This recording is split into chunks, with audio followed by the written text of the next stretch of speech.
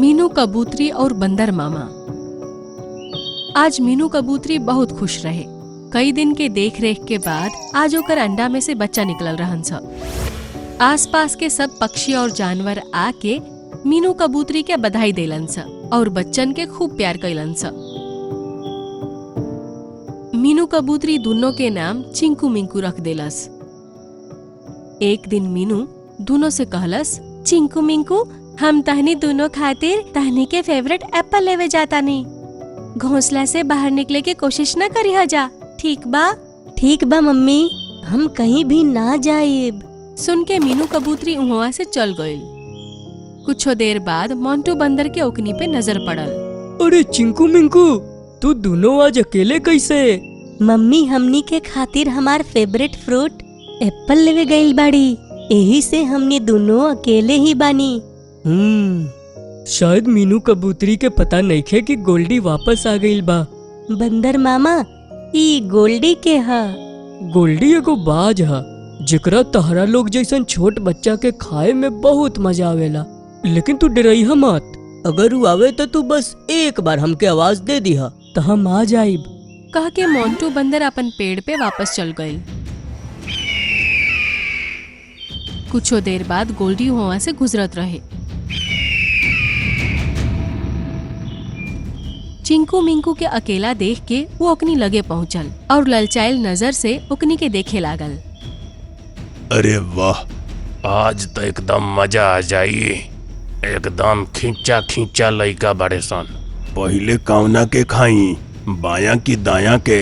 दोनों बच्चा ओकरा के देख के डरा गइलन स और शोर मचा देलन स। बंदर मामा, जल्दी आवा, गोल्डी बाज हमनी के खाए आइल बा।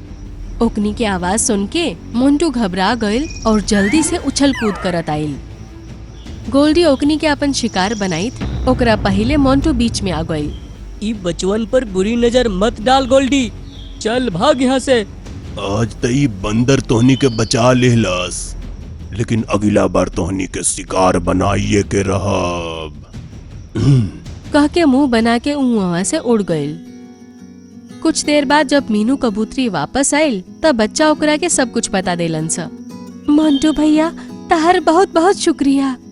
अगर आज तू न होखता तो हम आज अपन बच्चन के खो चुकल रहती। ई तो हमार फर्ज रहे मीनू। अगर तहरा पे कबो कौनो ऐसा मुसीबत आइल तो हमनी के भी तहर जान बचाइम जा।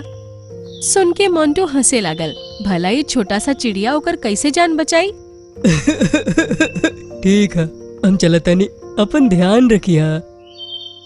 कुछ दिन बाद मोंटू बंदर पेड़ पर बैठ के केला खात रहे। तबही कहीं से गोली चलल और ओकर गोड़ में आ लागल। वो चोट खा के गिर गईल। आई दादा, टूट गल का तो। ओकर चीख पुकार सुन के बहुत सारा जानवर आ गइलन स। मीनू कबूतरी और चिंकू मिंकू भी वहाँ पहुँच गइलन स। बंदर मामा, आपके गोली लग गई बा, एकर मतलब कि शिकारी यही जा आस पास बा। तबही सब देखलन स कि सामने से एगो शिकारी भागल आवत रहे।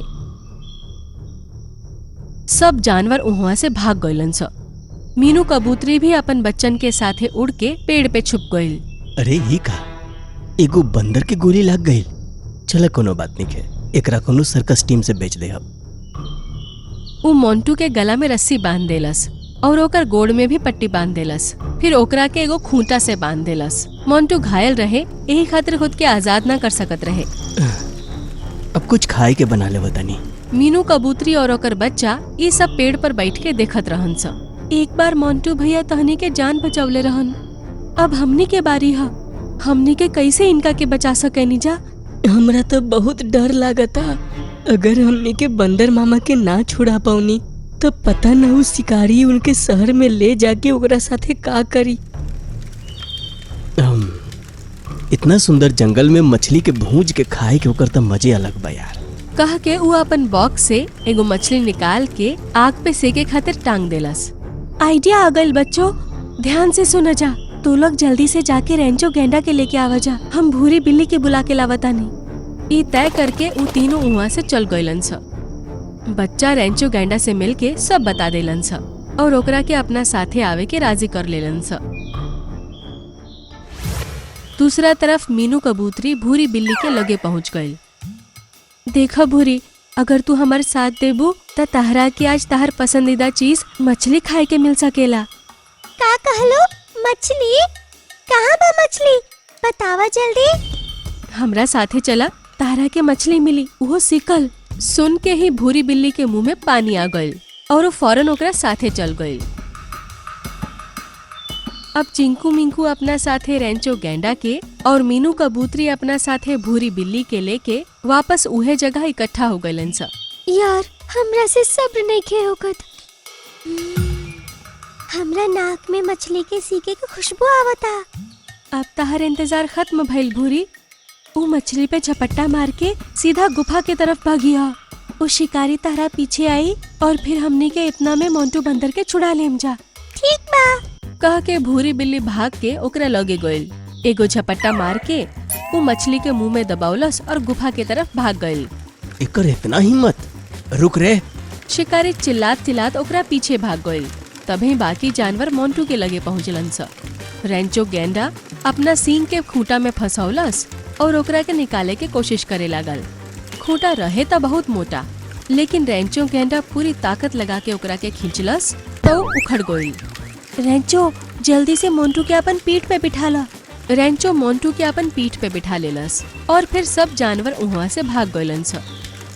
ए तरह शिकारी गुफा के मुंह तक भूरी बिल्ली के पीछे गई और रुक गई।